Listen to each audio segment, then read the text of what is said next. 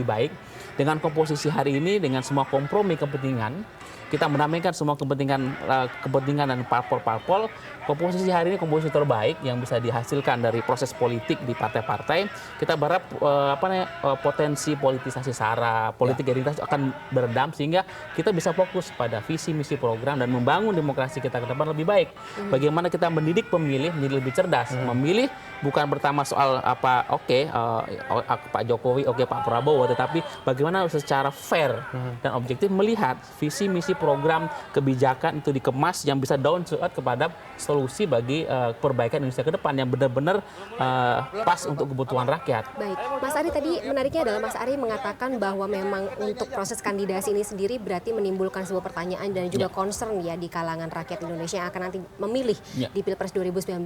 Jadi sebenarnya apakah katakanlah menurut Mas Ari kira-kira pertimbangan seperti apa sih yang akan diberlakukan oleh kedua belah pihak, baik dari pihak Jokowi Ma'ruf Amin, kemudian juga untuk Prabowo Subianto dan juga Sandiaga Uno, strategi seperti apa yang kira-kira kalau Mas Ari lihat akan diberlakukan oleh kedua belah pihak tersebut? Karena kita melihat harusnya atau idealnya kan strategi keduanya saling berlomba-lomba untuk mencari strategi terbaik gitu yang digunakan supaya bisa merangkul kembali rakyat yang tadinya cukup skeptis dan juga concern tersebut. Ya, yang jelas bahasanya pesannya dari sampai hari ini soal capres-cawapres adalah pesan optimisme. Jadi itu yang pertama kita pegang. Yang kedua adalah masing-masing petahana dan penantang ini punya kelebihan dan kekurangan. Dan bisa branding politiknya bisa menarik. Pak Jokowi itu sebenarnya pasangannya adalah Jawa luar Jawa sebenarnya kan. Walaupun Banten itu tuh, tapi kan orang sebenarnya asosiasinya. Tapi kemudian tua muda. Lebih Pak Jokowi udah senior tapi sosok Ma'ruf Amin kan lebih senior. Sudah. Tapi kemudian menariknya ketika Pak Prabowo itu ada sosok muda di sana. Ada mewakili generasi milenial orang muda. Sehingga ini menarik untuk mengemas bagaimana visi misi programnya sebenarnya kalau kita bandingkan dengan 2014 antara Pak Jokowi dan Pak Prabowo ini core substansi visi misinya sama, bicara soal ekonomi kerakyatan, bicara kedaulatan bangsa. Yang sebenarnya dikemas kalau bahasa Pak Jokowi ada nawacita, kemudian sini bicara adalah soal kemandirian dan soal pembahasan saja, tapi substansinya sama. Mas Ari, kita tahan dulu ya, kita akan melihat bagaimana situasi di luar gedung Komisi Pemilihan Umum. Ini sudah mulai ramai ya kelihatannya Mas Ari ya. Betul, ini kita saksikan Prabowo Subianto berada di dalam kendaraan ya. Ini sepertinya akan siap-siap untuk memberikan atau menyapa para relawan pendukungnya.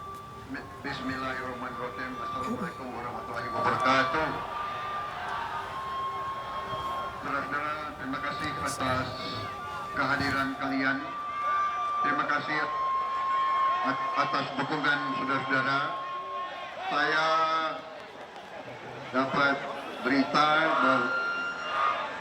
bahwa saudara-saudara long march jalan kaki dari Surabaya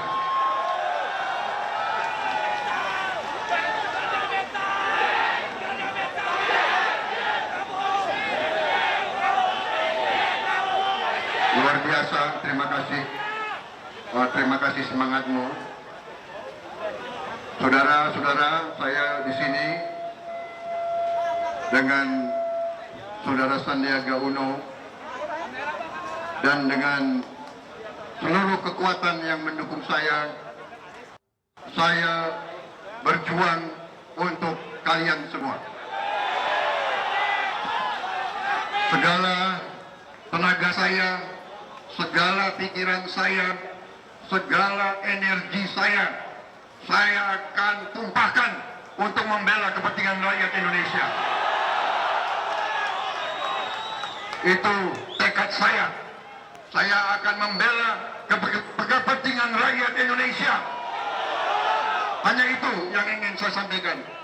Terima kasih dukunganmu.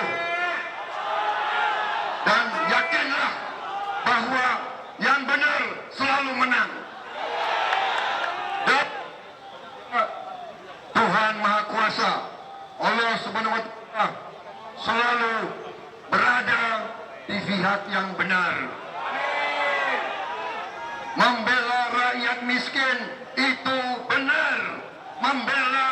yang susah itu benar. Membela kepentingan bangsa Indonesia itu benar. Kekayaan Indonesia untuk rakyat Indonesia. Itu tekad saya, tekad Sandiaga Uno, tekad koalisi kita. Kekayaan Indonesia untuk rakyat Indonesia. Bukan untuk bangsa lain. Kita tidak mau menjadi antek bangsa lain. Kita tidak mau menjadi kacung dan budak bangsa lain.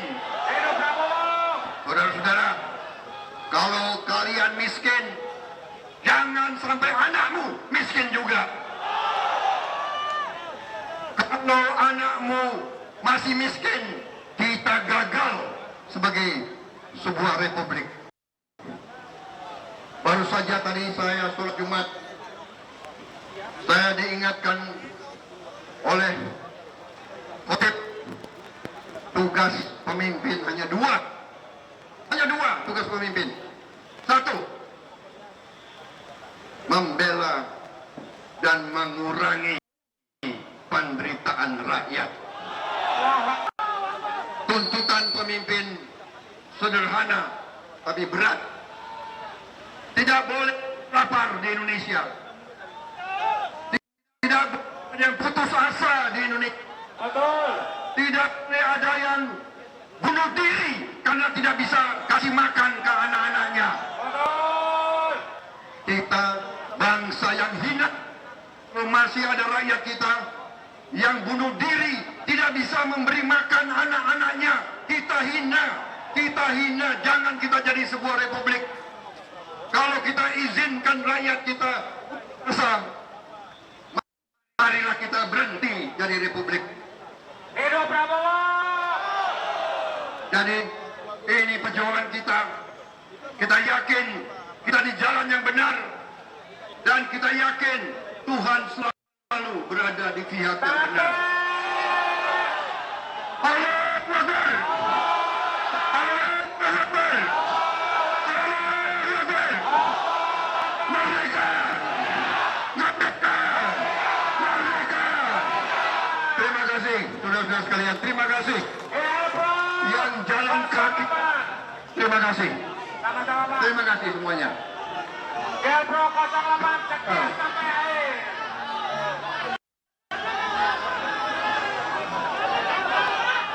Terima kasih ya. Saya mohon diri. Tapi kada metal kaum baru, saya tidak pernah akan lupa dengan kalian. Kasar-kasar. Kasar-kasar. Kasar-kasar. Buruh yang pertama mencalonkan saya sebagai presiden. Saya ingat satu di Istora Senayan, saudara yang mencalonkan saya pertama jadi calon presiden. Sebelum partai saya sendiri, kalian sudah mencalonkan. Terima kasih. Tuhan jaga TPS nanti, saudara-saudara. Ya, jangan mau. Jangan mau. Terima kasih.